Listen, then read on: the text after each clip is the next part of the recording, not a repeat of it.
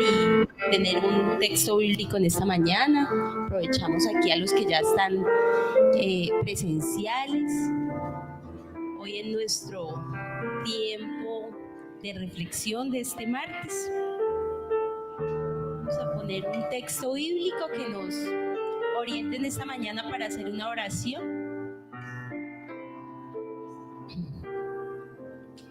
Listo, entonces está ahí en la pantalla un texto de Romanos. Si ustedes quieren ahí acompañarme a leerlo, se los agradezco.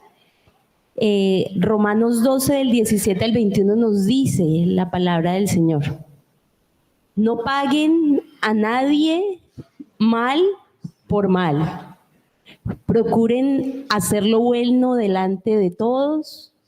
Si es posible, en cuanto dependa de ustedes, vivan en paz con todos.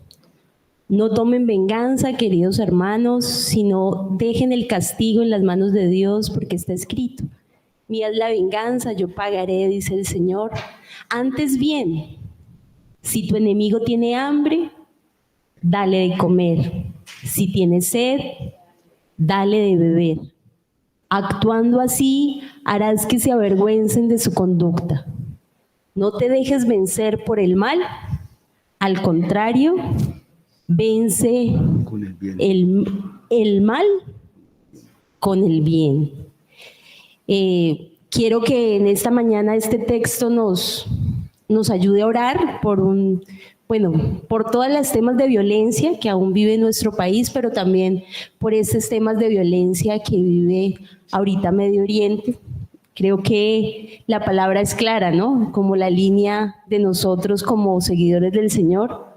No nos dejemos llevar por el odio, por la venganza, sino que procuremos siempre la paz. Ese es el llamado como cristianos, y es orar porque haya paz, porque las víctimas, que son las que están sufriendo, niños, niñas, mujeres, hombres, están de lado y lado. Y Dios es el que ve y el que sabe y el que se hace siempre al lado del que necesita justicia. Entonces, acompáñenme allí si usted siente hacer una oración en esta mañana por estas personas que en este momento la están pasando difícil. Amado Jesús, hoy bendecimos tu presencia, te damos gracias por este día que nos regalas, por la oportunidad de la vida, por la posibilidad de amanecer, Señor, con un techo, con alimento, con familia. Señor, por tu bendición y por tu paz, Señor, que está en nosotros y en medio de nosotros.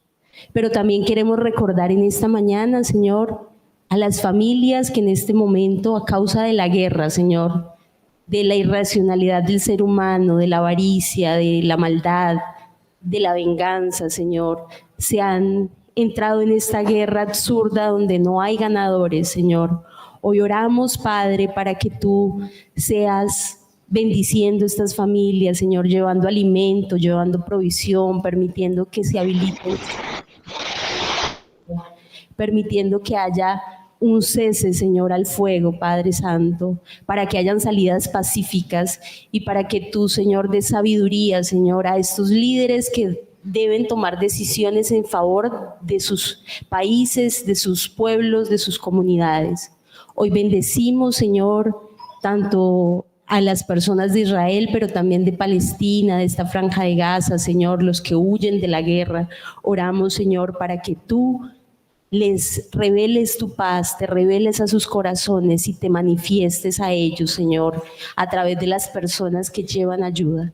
Bendecimos este tiempo, Señor, la Unión Bautista. Permite que la Unión Bautista siga siendo y cada día sea un lugar, Señor, donde se construya la paz, donde, Señor, seamos mediadores de paz en todo tiempo. Te damos gracias y ponemos esta mañana delante de ti, en el nombre de Jesús. Amén.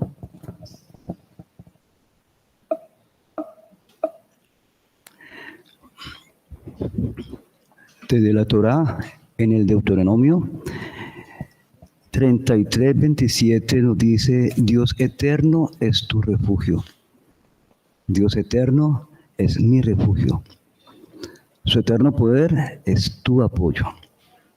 su eterno poder es mi apoyo.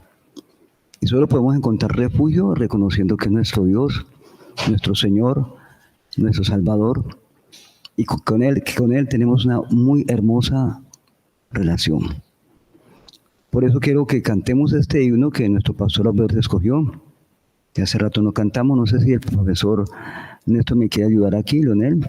Dulce comunión, la que gozo ya. ¿Vas a cantar desde allá, pastor? La comodidad de la tecnología.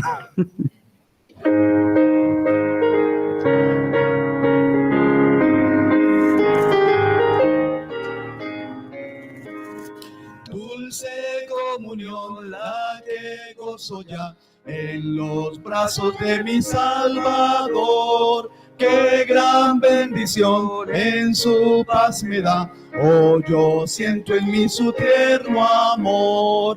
Libre, salvo del pecado y del temor. Libre, salvo en los brazos de mi Salvador. Cuán dulce es vivir, cuán dulce es gozar en los brazos de mi Salvador. Allí quiero ir y con él morar, siendo objeto de su tierno amor. Libre, salvo del pecado y del temor. Libre, salvo en los brazos de mi Salvador. No hay que temer ni que desconfiar en los brazos de mi Salvador. Por su gran poder él me guardará de los lazos del engañador. Libre, salvo del pecado y del temor. Libre, salvo en los brazos de mi Salvador. Amén.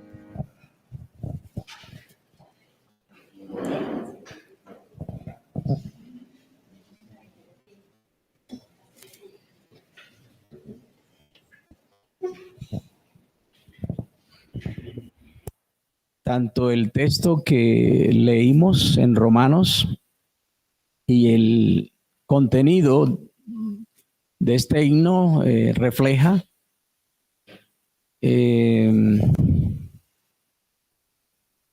la gran posibilidad de que sí se debe tener en cuenta la manera como nosotros respondemos al Evangelio, tener en cuenta, tener a consideración la importancia de la salud mental en nuestra religiosidad y en nuestra espiritualidad. Y yo creo que lo que Viviana mencionó al inicio sobre las problemáticas de la violencia en el mundo, donde no necesariamente se refleja de esa forma tan fuerte como la estamos viendo hoy en el Medio Oriente, sino que también la que tenemos nosotros a veces en medio nuestro, ¿no? Como es la violencia lúdica, ¿no? Esa forma burlesca y a veces, ¿verdad? Que parece que no insinuara nada negativo, pero muchas veces sí, ¿no? Siempre está como que esa sensación irritante, ¿no? De a veces crear lúdicamente una forma, un cierto estilo de violencia. Y todo esto es el reflejo de, yo creo, de una salud mental que necesita atención, ¿no? Desde el punto de vista religioso y desde el punto de vista espiritual, ¿no? Si lo queremos diferenciar de esa manera. Hoy quiero concluir los dos últimos escenarios que quedaron pendientes el día jueves y que tienen que ver justamente con ese vínculo saludable entre religión, espiritualidad y salud mental, ¿no? Ahí hay una trilogía importante que creo que como pueblo de Dios, como iglesia, como creyentes, de un evangelio que exige realmente mucha profundidad. O sea, yo creo que el evangelio exige, demanda mucho de nuestra capacidad cognitiva, porque es que no es fácil uno ceder, ¿no?, a esos momentos en que paga bien a cambio de mal. O sea, esa propuesta no es tan fácil practicarla, ¿no? Ponerla en el ejercicio, no es fácil, ¿no? Esa forma como Pablo le explica a la iglesia en Roma, ¿no? Justamente por esos momentos tan difíciles que a veces nosotros tenemos, y no es fácil pagar bien por mal, y esto requiere y demanda justamente de una higiene mental para poder entender ese compromiso, ¿no? Para poder comprender la capacidad que requiere de nuestra vida, que se exige de nuestra vida, el poder cumplir con muchos parámetros del evangelio, ¿no?, que nos enseñan justamente a lograr la paz que todavía no hemos podido lograr. Y me refiero al mundo completo, al mundo entero, ¿no? Llevamos 21 siglos ya casi, ¿no? Complementando el siglo XXI, todavía como seres humanos no hemos podido lograr esta gran posibilidad que Cristo ofrece cuando plantea la vida en abundancia. Cuando plantea que hay una dulce comunión, una saludable comunión, cuando yo puedo comprender las demandas del evangelio. No hay duda, los resultados son visibles, ¿verdad? Y son viables, son sostenibles también, ¿sí? En medio de nuestras diferencias podemos ser amigos, y si rompemos podemos volver a ser amigos o hermanos o hermanas, ¿no? Hasta los 70 veces 7. Eso es infinito, ¿no? Y muy profundo. Bueno, ¿cómo vinculamos saludablemente nuestras experiencias religiosas, nuestra concepción de espiritualidad en relación a la salud mental?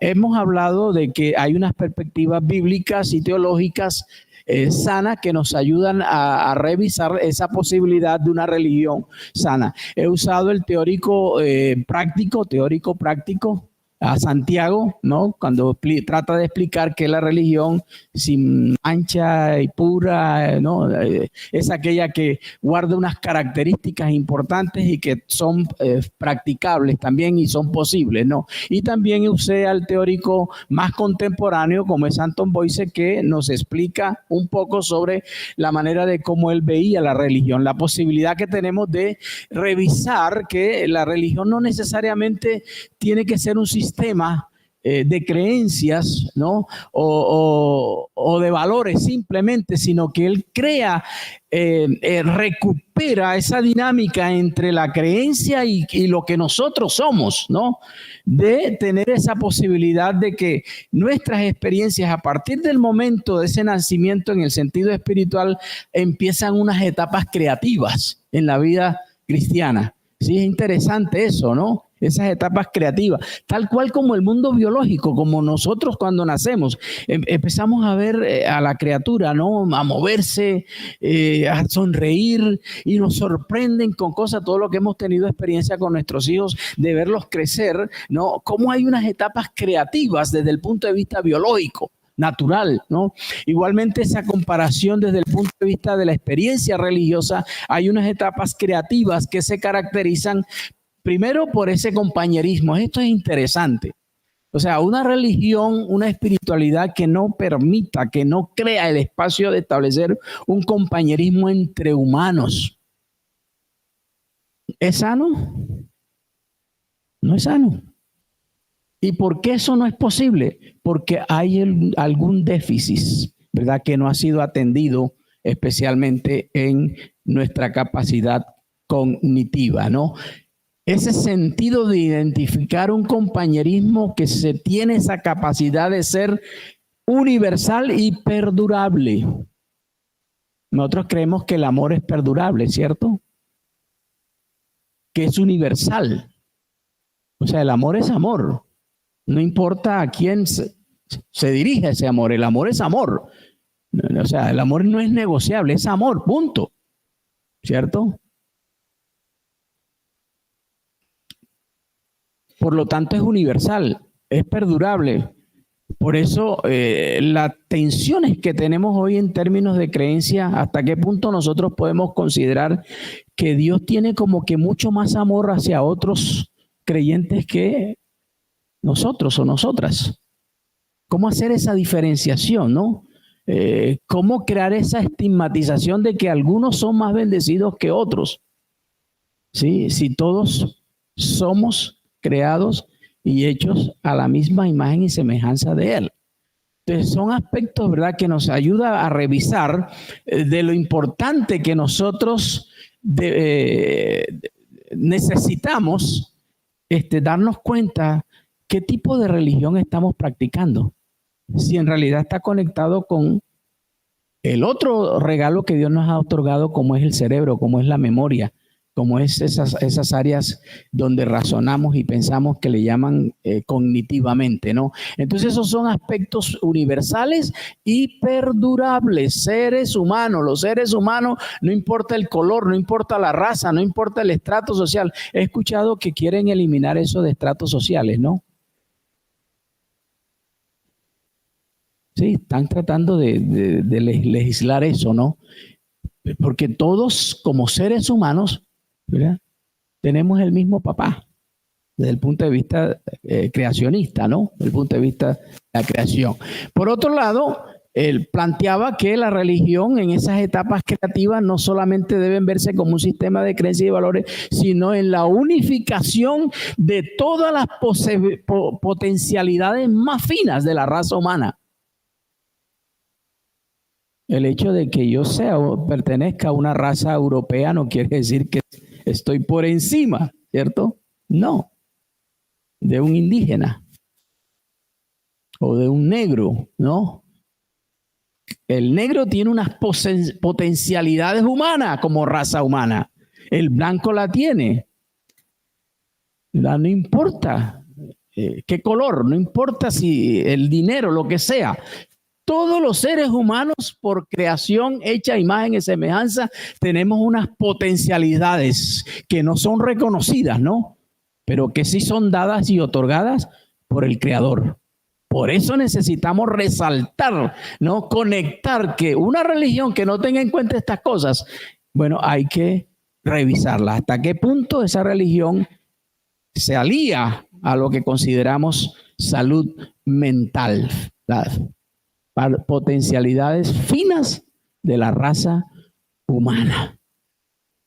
Por eso somos la máxima expresión de la creación de Dios. Por eso somos la corona de la creación de Dios. Hoy quiero ampliar la idea de la espiritualidad como vínculo, ¿no?, religioso, que tiene que ver con la salud mental. Y voy a usar un par de teóricos aquí. Kenneth Piedman, un especialista en psicología de la religión. Desde el año 80 han estado haciendo unos trabajos de campo donde exploran, donde revisan este concepto de espiritualidad, ¿no? Y bueno, como ustedes saben, hay muchas descripciones, hay muchas definiciones de lo que es espiritualidad. Pero yo quiero ponerles a consideración, como un escenario académico también, el concepto o la manera como él interpreta a la luz de un resultado de investigación de campo sobre las diferentes religiones que ellos analizaron, estudiaron, y concluyeron diciendo que la espiritualidad puede considerarse, fíjese que no la está definiendo, ¿no? Puede considerarse. Por eso les planteo esa posibilidad. Consideremos esta posibilidad en comparación con otras formas de ver la espiritualidad. Primero, como una motivación innata. La espiritualidad como una motivación innata está en nosotros. Por eso la idea de que espíritu es la raíz de espiritualidad, ¿no? Se desprende, está innato, está en nosotros. ¿no? ¿Y quién nos dio esa capacidad? No es un invento, es algo innato, está con nosotros, vive en nosotros. ¿Sí? La tenemos allí, ¿no? Como cuando Spinoza empezó a cuestionar un poquito la idea de estar buscando a Dios en lugares. Decía, no lo busques en los lugares, búscalo dentro de ti. Ahí está, ¿no? Esa idea que nos inquieta, ¿no? A revisar un poquito más y ampliar la idea de cómo buscamos y encontramos a Dios. Entonces, Peyman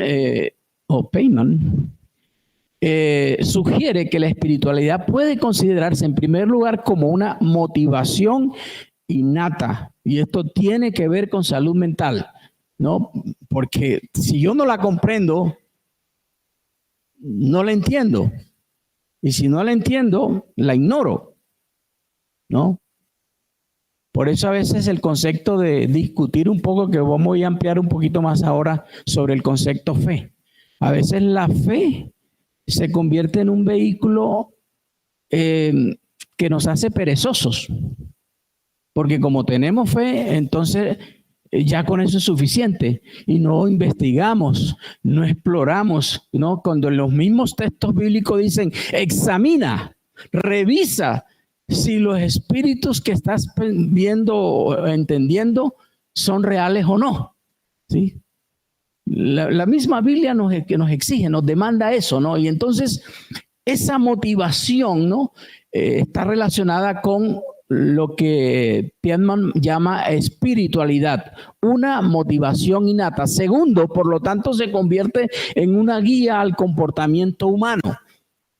Esa espiritualidad que yo comprendo, que yo entiendo, que yo reviso, ¿sí?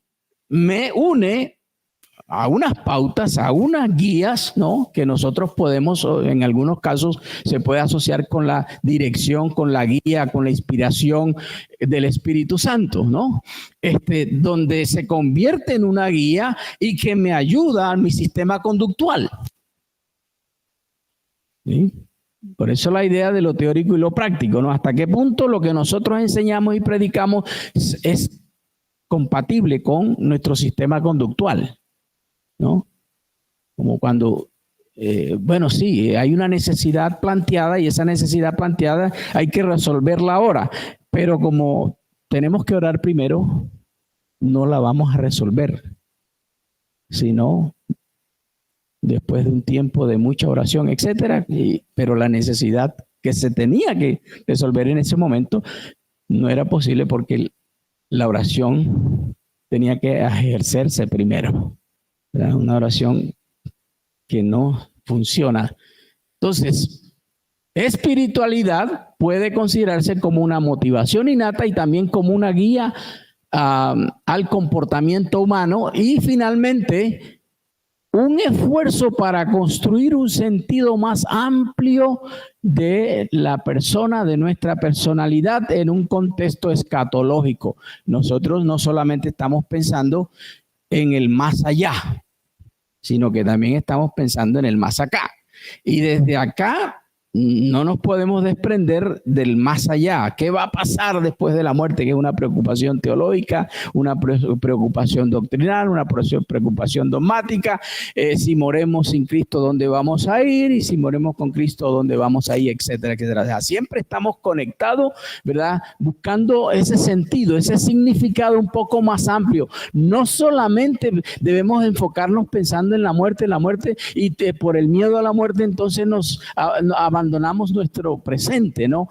Y para Piedman, la espiritualidad es ese esfuerzo constante, ese esfuerzo permanente para construir un sentido más amplio del significado de nuestra vida, del significado de nuestra personalidad, ¿no? Por eso hablamos de etapas del desarrollo de nuestra personalidad.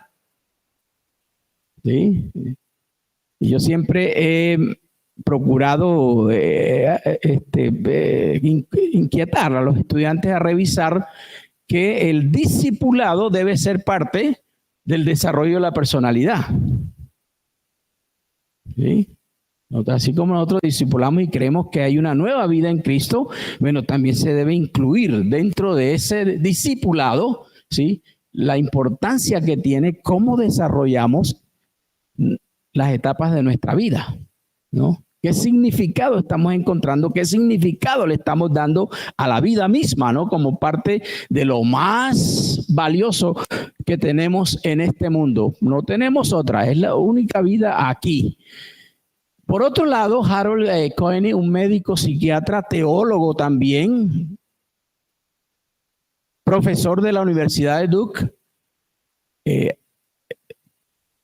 también ha hecho un trabajo interesante que me pareció valioso traerlo a consideración también, y sugiere que la espiritualidad es una búsqueda personal de encontrar respuestas a preguntas esenciales de la vida acerca del significado y relaciones con lo sagrado y trascendente, que puede conducir o no, o surgir del desarrollo de creencias religiosas y la formación de la comunidad.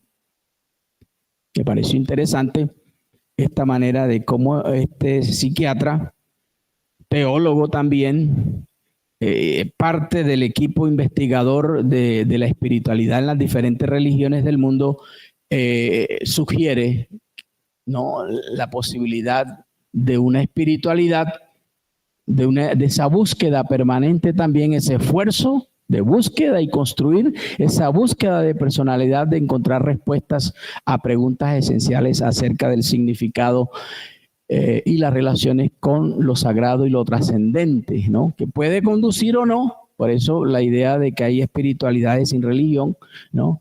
Del desarrollo de creencias religiosas o no, y la formación de la comunidad, ¿no?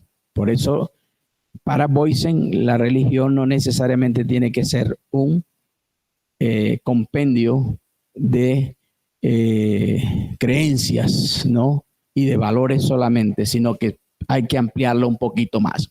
Muy bien. Quiero ahora compartir, yo le he llamado unas lecturas psicológicas, ¿no?, porque están revisadas desde el punto de vista de la disciplina psicológica. Y le he llamado entonces una lectura psicológica. Estos tres teóricos, Roger Dawson, Kenneth Pargeman y Jaime Spilka, todos son psicólogos clínicos que han hecho trabajos importantes en este asunto de las experiencias religiosas, en estos asuntos de esa búsqueda de una espiritualidad que en realidad pueda establecer vínculos sanos con las experiencias religiosas. Y ellos han diferenciado cuándo podemos identificar, cómo podemos identificar una experiencia religiosa con rasgos saludables. Sí, porque como decíamos el jueves pasado, hay experiencias que no tienen rasgos saludables. Hay experiencias que son religiosas, pero en realidad cruzan la línea de lo psicótico, ¿no? Se salen de la realidad, se salen de la norma, ¿no?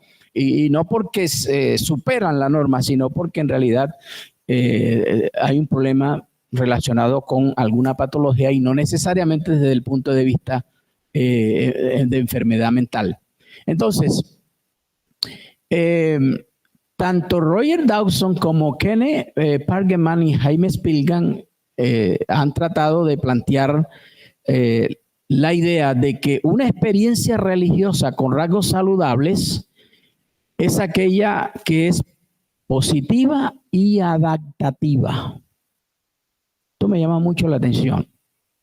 Positiva y adaptativa, ¿no? Ustedes saben que nosotros a veces por ciertas creencias nos convertimos en personas bastante rígidas desde el punto de vista mental, ¿no? Nos convertimos muy rígidos y pensamos, ¿verdad? Y caemos en lo que en los años 70 más o menos empezó a hacerle una crítica al método científico, de pretender que por ser método científico tenía toda la verdad. Podía hablar de la verdad absoluta y cayeron en ese error, ¿verdad? Cuando empezamos a darnos cuenta que la complejidad humana no permite muchas veces pensar en que tenemos ya la verdad absoluta en nuestras manos. Y entonces, creyendo eso, pues muchas veces nos convertimos en mentes rígidas, demasiadamente rígidas, ¿no? Y entonces nos convertimos en lo que ellos llaman una religión con experiencias no saludables, porque no es positiva ni tampoco es adaptativa. Si no es positiva ni adaptativa, entonces no es accesible y no permite la autorregulación, que es otra batalla que a veces tenemos, porque pensamos que cuando adquirimos esas herramientas y que, ojo, no son otorgadas, o sea, el cerebro, si somos creacionistas, ¿verdad? Le damos el criterio, le damos el privilegio, le damos la autoridad, le damos la veracidad de que Dios nos creó de esa manera. Entonces, ¿verdad? No podemos negar esa capacidad que Él nos ha otorgado en nuestro cerebro y que nuestro cerebro puede aprender a autorregular la conducta humana. Puede autorregular emociones, puede regular pensamiento, puede regular aún la adaptación, la adaptabilidad que yo debo tener en ciertos momentos cuando me relaciono con otras personas. Y para ello esto es un reflejo de una religión o una espiritualidad sana. El caso, por ejemplo, de Pablo, que cuando escribe o comparte con la iglesia en Corintios, 1 Corintios capítulo 9, versos 20 al 27. Vamos a darle una miradita a este texto.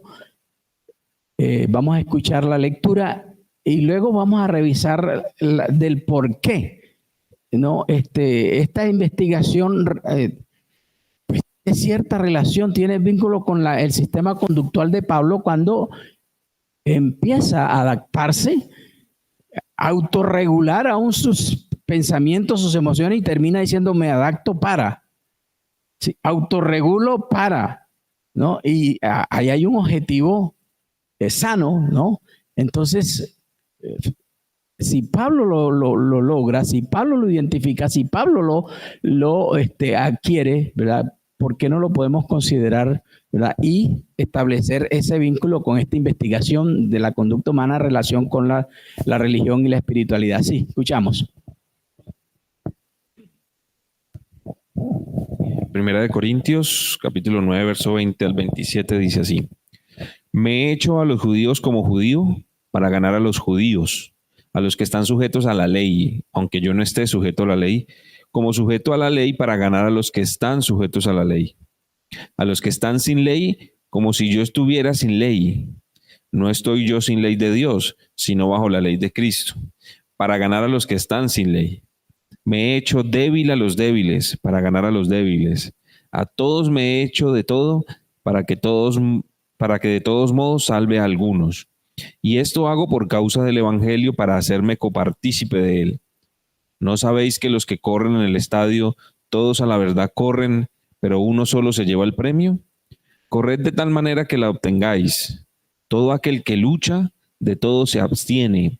Ellos a la verdad para recibir una corona incorruptible, pero nosotros una incorruptible. Así que yo de esta manera corro, no como a la aventura. De esta manera peleo, no como quien golpea al aire, sino que golpeo mi cuerpo y lo pongo en servidumbre, no sea que habiendo sido heraldo para otros, yo mismo venga a ser eliminado. Hay una actitud allí positiva, hay una actitud adaptativa, crea una personalidad accesible a otros que piensan diferente, a otros que sienten de manera diferente, ¿sí?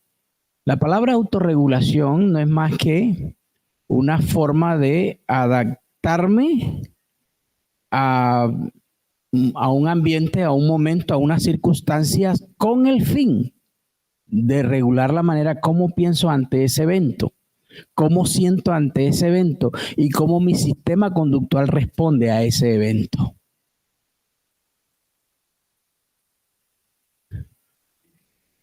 Sí, sí.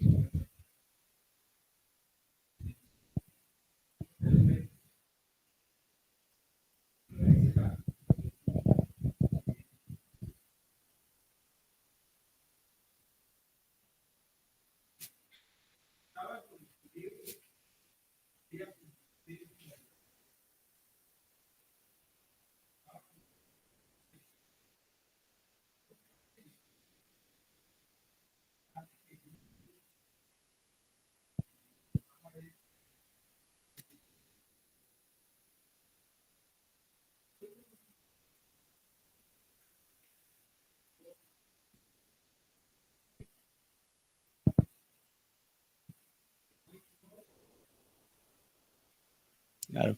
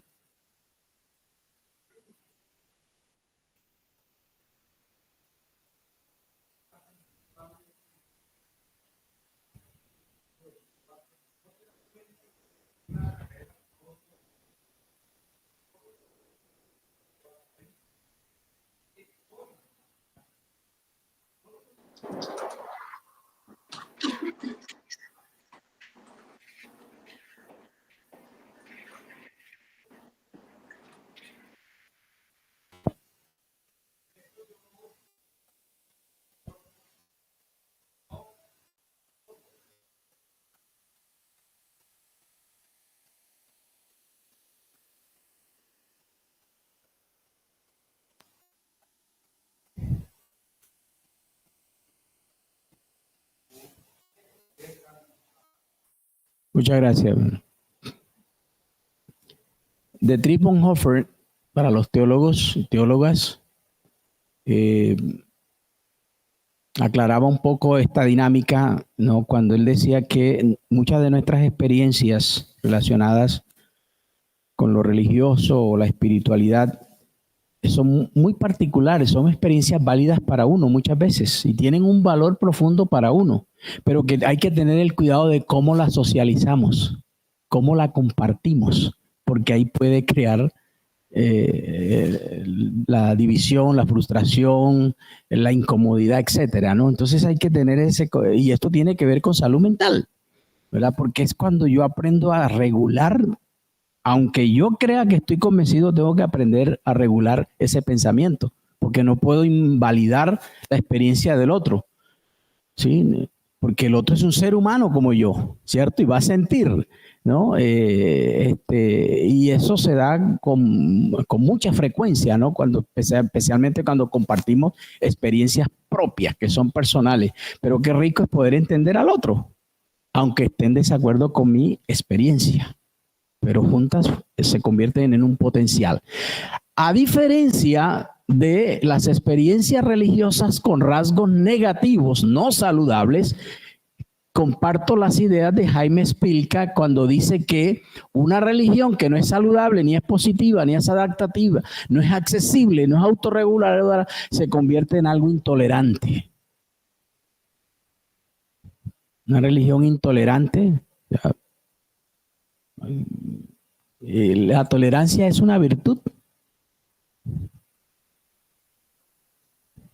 ¿o no? Cuando se convierte en algo dependiente, otra vez, de ciertas prácticas, de ciertas dinámicas que son propias de una religión, ¿no? Pero que en realidad es una dependencia no sana, ¿no? Cuando se convierte en una denigración, ¿no? ¿Verdad? Porque perdemos la autonomía. Como seres humanos no podemos olvidar que somos personas muy vulnerables. No siempre estamos manejando conscientemente las cosas. Y a veces perdemos el control, ¿verdad? Y a veces cuando perdemos el control no entendemos que eso es parte de una dinámica humana, que es parte de un comportamiento humano que es vulnerable y que todavía quizás no ha podido comprender lo que representa y significa aprender a autorregular cosas, a manejar emociones, a manejar sentimientos, a manejar pensamientos. Y entonces reaccionamos a ello. Nos volvemos intolerantes muchas veces, ¿sí? Con la historia del otro. Recuerden que cada persona, cada ser humano representa una historia, ¿no? La mayoría de los que estamos aquí somos personas adultas. Y si revisamos esa historia, empezamos a ver experiencias en la niñez, experiencias en la infancia, experiencias en la preadolescencia, etcétera. Y todas ellas se forman una historia, ¿verdad? Que en algún momento puede reflejarse, en algún momento va a salir, va a surgir, ¿no? Entonces, si yo practico una espiritualidad intolerable, pues lógicamente no voy a aceptarlo, no voy a ser positivo, no voy a ser adaptativo, ¿no? Y entonces fíjate lo que ocurre, una autodenigración por la pérdida de esa autonomía. Y esto es lo que Spilka llaman efecto secundario de los modos disfuncionales de la religión negativa no saludable. Por lo tanto, religión negativa no es accesible ni adaptativa, sino exclusivista. ¿Verdad? ¿Cuántos grupos religiosos se sienten exclusivos? Que es el reflejo más de una cultura, ¿no? Hay muchas culturas que se sienten exclusivas, pero una religión saludable, con rasgos saludables, no permite esto. Voy a citar parte del resultado del estudio como rasgos positivos y saludables. Spilka dice que una religión con una espiritualidad saludable es donde la fe refuerza el sentido de control y una vida más disciplinada. Segundo, donde la fe refuerza la autonomía, ¿sí? Aquí a veces hay también tensiones con esta palabra de autonomía, ¿no? Yo pienso que nosotros tenemos cierta autonomía, inclusive la misma Biblia otorga la posibilidad de tener un libre albedrío. Yo puedo decidir, yo tengo el poder de elegir, yo tengo el poder de hacerlo, ¿no? O sea, tengo esa autonomía para hacerlo, ¿no? Yo decido si voy al cielo o voy al infierno, de acuerdo a las creencias que muchas veces nosotros manejamos. Entonces, una religión con una espiritualidad positiva, saludable, refuerza ese sentido de autonomía, no la decrece, no la denigra. Tercero, la fe ofrece significado y esperanza. Promueve la integración social y el compañerismo socialmente aprobado. Esto es interesante, ¿no? Tuvimos la tendencia un tiempo de que la religión nos sacaba de los espacios sociales porque no podíamos contaminarnos con los demás, ¿no? Y eso dividió familia. Eso separó a muchos seres humanos, ¿no? Porque se pensaba que no se debía participar socialmente, no se podía incluirse socialmente dentro, obviamente, de lo aprobado, ¿no? Cuando en realidad este tipo de fe ofrece un significado, ofrece una esperanza y promueve esa integración social, ¿no? Y mejora el bienestar psicológico y colectivo. ¿Sí? Ustedes saben la cantidad de oxitocina que se libera cuando nos abrazamos los unos a los otros, cuando nos reímos los unos a los otros, cuando recochamos, cuando nos podemos a mover, cuando escuchamos una canción que nos parece interesante y nos movemos. O sea, eso tiene un valor, ¿no? Y hubo un momento donde la fe impedía estas cosas y todavía lo tenemos, ¿no? ¿Por qué ocurre esto? Bueno, porque necesitamos revisar en algo la parte de la salud mental. Cuarto, donde la fe y las creencias favorecen la paz mental y dan sentido a la existencia humana, incluida la muerte. Yo tuve la oportunidad y la posibilidad de interactuar mucho con mexicanos. Y los mexicanos, como ustedes saben, han desarrollado una cultura con la muerte, ¿no? Han hecho muchos aportes y se han conectado con la muerte, ¿no? Sin embargo, desde el punto de vista de esa cultura, ¿no? Ya establecida, muchos de ellos tienen miedo a la muerte. ¿Sí? Muchos de ellos no asimilan esa idea de la muerte, ¿no? Como se cree que debería ocurrir como resultado de esa manera como manejan la muerte, ¿no? Sin embargo, le temen, ¿no? ¿Por qué le tememos a la muerte? ¿Por qué esos miedos a la muerte? ¿Por qué no los concebimos como algo tan natural, tan normal, que hoy esté vivo y mañana me estén celebrando con buen tinto la muerte? Tan normal, ¿sí? Y esa experiencia se convierte en algo trágico cuando está vinculada dentro de nuestra naturaleza humana, dentro de ese diseño humano, está ahí, ¿no? Entonces, una religión con una espiritualidad saludable, ¿sí?, debe examinar esa forma de fe, esa forma de creencia que no nos permite establecer una paz mental. Una paz mental. ¿Sí? Salud mental, ¿no? Donde en realidad nos da sentido a la existencia humana, incluyendo la muerte.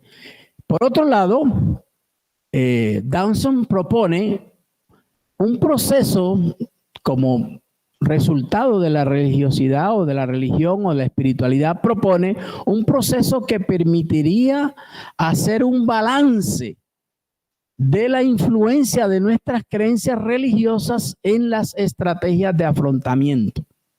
Hay un balance. Una espiritualidad sana vincula el balance. O sea, a veces nosotros un poquito atrapado por la idea de lo sobrenatural, perdemos este sentido, ¿no? Y que hasta cierto punto hay un sentido común en esto, ¿no? Y entonces nos desbordamos, ¿no? Y no nos damos cuenta que debe existir, se debe permitir que esas influencias de nuestras creencias nos deben permitir un balance, ¿no? En el caso de la muerte, aceptarla, no rechazarla, ¿cierto? Y eso nos permite establecer una estrategia que nos ayuda a equilibrarnos para afrontar cara a cara con las realidades de la vida. ¿Cuáles son las realidades de la vida? El sufrimiento es uno, el dolor, las enfermedades, los momentos agradables, los momentos desagradables, los momentos de crisis económica o abundancia económica, etcétera. Todo eso hace parte de nuestras problemáticas, ¿no? De nuestra existencia, y por lo tanto debe haber un equilibrio, debe haber un balance, y mi creencia debe ayudarme a balancear estas cosas. Entenderlas, ¿no? Por lo menos entenderlas, porque debo enfrentarlas o afrontarlas cara a cara con ello. La palabra afrontación, recuerden que es estar cara a cara con una problemática. Entonces, cuando hay estrés, angustia, suele hallarse una creencia religiosa, ¿sí? Casi la mayoría de teóricos que trabajan con el comportamiento humano se dan cuenta que la teología, la religión, doctrinas, etcétera, toman fuerza, ¿no? Aparecen nuevamente cuando empieza una crisis en nosotros, ¿sí? Por ejemplo, nosotros hemos tenido la experiencia de que hemos conocido a personas que pues participan de nuestras comunidades, participan de nuestros cultos, etcétera, y de repente se fueron, ¿no? Y bueno, ya ustedes saben la manera como se gestiona esto en nuestra cultura. Pero cuando hay una nueva experiencia, ¿verdad?, relacionada con su existencia, entonces como que se empieza a recuperar nuevamente, empieza a volver, ¿no? Volvió, se arrepintió, etcétera, etcétera, ¿no? Entonces, estas creencias religiosas, ¿sí?, aparecen nuevamente, toman fuerza, se recuperan, ¿verdad?, cuando hay momentos difíciles para sobrellevar la vida y dar sentido a nuestra propia experiencia, pero una experiencia sana debe ser con y de manera lo más conscientemente posible ante estas circunstancias estresantes de la vida que se asocian con los problemas de salud mental. Por eso hablaba de la paz mental. Paz mental, ¿no? Por lo tanto, no puede verse esto solamente desde un lado de lo espiritual, sino también de lo no espiritual. Las dos partes. Bueno, el recurso religioso complementa el no religioso y el religioso complementa al religioso. Una conclusión que me llamó la atención y que vale la pena tenerla en cuenta. Bueno, finalmente, quiero compartir 3 escenarios que surgieron de este estudio, de la manera como nosotros muchas veces respondemos a la luz de nuestras creencias y a la luz de nuestras espiritualidades cuando afrontamos problemas, situaciones normales o naturales de la vida. Pargeman identificó 3 enfoques religiosos que se usan, que son muy comunes cuando enfrentamos problemáticas, ¿no? ¿Qué tan saludables son y qué saludables no son? El primero lo llamó el afrontamiento religioso diferido. ¿En qué consiste? El afrontamiento religioso diferido implica colocar la responsabilidad del problema, la responsabilidad de la resolución o de la solución del problema en un Dios activo, mientras que el creyente adopta una postura de afrontamiento pasivo, ¿no? Tal cual como aparece ahí, esa manera de que, bueno, ya yo le voy a entregar todo a las manos de Dios, ya yo lo voy a poner todo en manos de Dios. Y me quedo, o sea, a un Dios activo, pero me quedo en una actitud, en una conducta pasiva. Muchos utilizan esta forma, esta manera, ¿no? La hemos utilizado, yo creo que la gran mayoría, ¿no? La hemos utilizado. ¿Por qué lo hacemos? Bueno, porque depende de la creencia que tenemos, depende cómo hemos concebido el concepto religioso y el concepto de espiritualidad. Segundo, el afrontamiento religioso colaborativo, que es el que consideran mucho más efectivo que el resto. Y en este afrontamiento se adopta un enfoque de resolución de problemas basado en una asociación activa, ¿no? Con Dios, en la que ambos son agentes. O sea, no solamente coloco mi problema en las manos de Dios y lo dejo en manos de Dios, sino que yo también empiezo a ser parte. Me asocio a Dios a trabajar juntos, a mover juntos, a buscar juntos la manera de cómo podemos solucionar la problemática que estoy enfrentando o que estoy afrontando, ¿no? Algunos consideran que esta es la más adecuada, la más sana posible, ¿verdad? Donde los dos participamos, ¿sí? Dios hace su parte y nosotros hacemos la nuestra.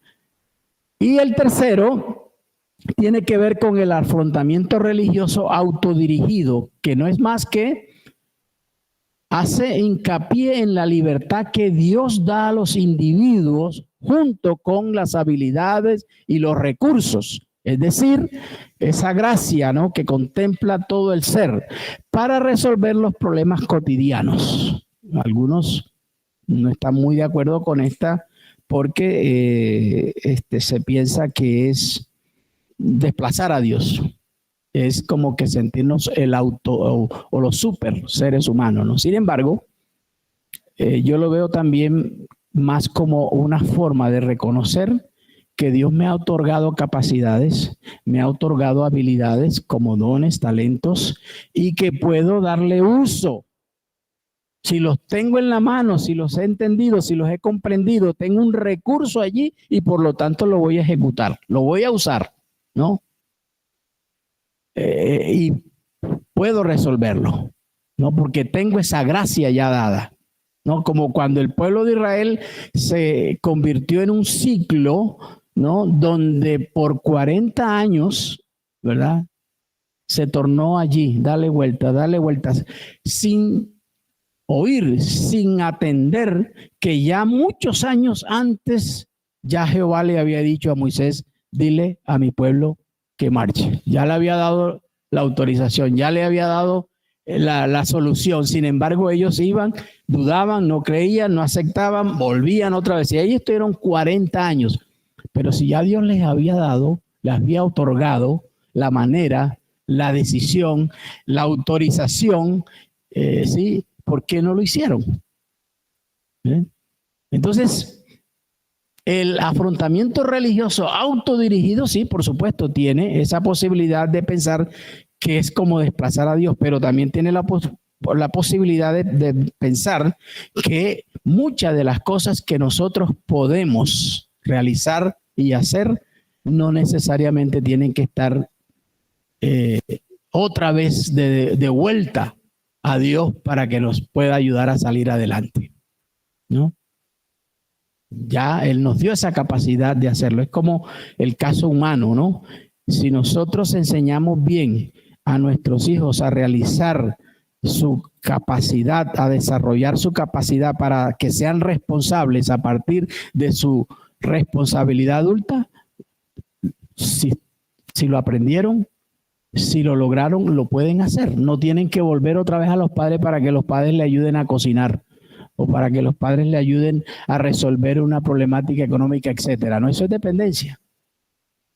Entonces, nosotros, con este recurso de afrontamiento religioso autodirigido, también podemos hacer de la gracia de Dios, ese regalo que nos ha otorgado a través de nuestro sistema cerebral, de nuestro sistema de memoria, de nuestros recursos emocionales, de nuestros recursos físicos, o lo que ya hablábamos de la caracterización de nuestra identidad humana, ¿no? Los rasgos, rasgo mental, rasgo espiritual, rasgo emocional o rasgo conductual, ¿no? O fisiológico, corporal. Entonces, todo eso son recursos que ya Dios nos ha dado y las podemos utilizar para resolver problemáticas cotidianas. En conclusión, aquí involucro una palabra que se está usando mucho en estos días, que es la inteligencia. Se habla de una inteligencia artificial. Sí, yo creo que vale la pena también revisar un poco sobre la inteligencia espiritual. Una vida con inteligencia espiritual implica vivir a plenitud nuestra apertura e inclusión adecuada al mundo creado por Dios. A veces no disfrutamos la vida aunque tengamos salud, porque no sabemos dar apertura, no sabemos incluirnos en ese mundo que Dios creó y lo convertimos en algo mundano. Lo llevamos a un plano de malo, ¿no? Cuando en realidad hay un mundo creado por Dios que es maravilloso. ¿Cómo es? El mundo maravilloso, ¿no? Que podemos disfrutar de manera adecuada.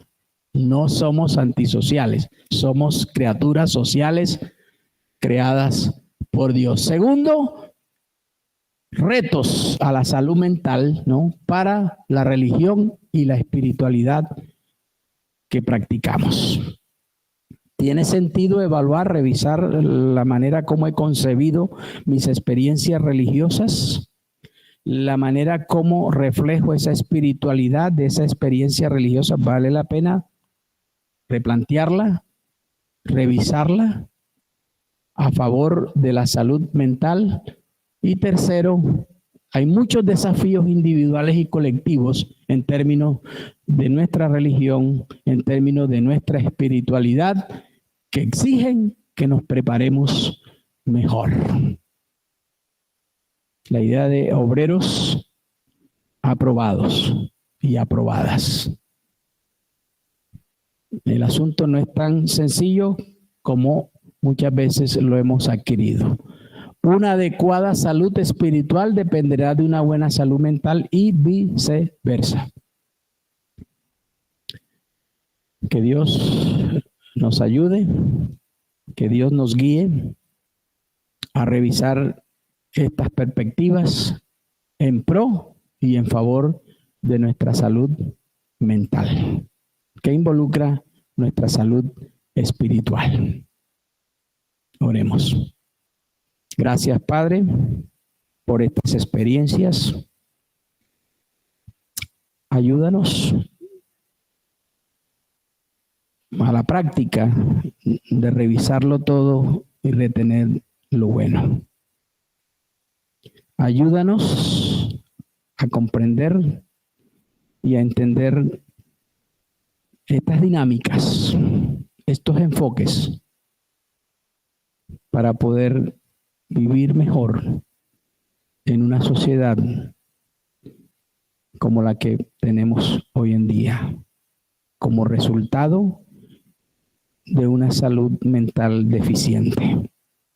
Ayúdanos a valorar ese recurso Ayúdanos a darle el lugar que corresponde, ese regalo que tú nos otorgaste, que tú nos diste en nuestro cerebro.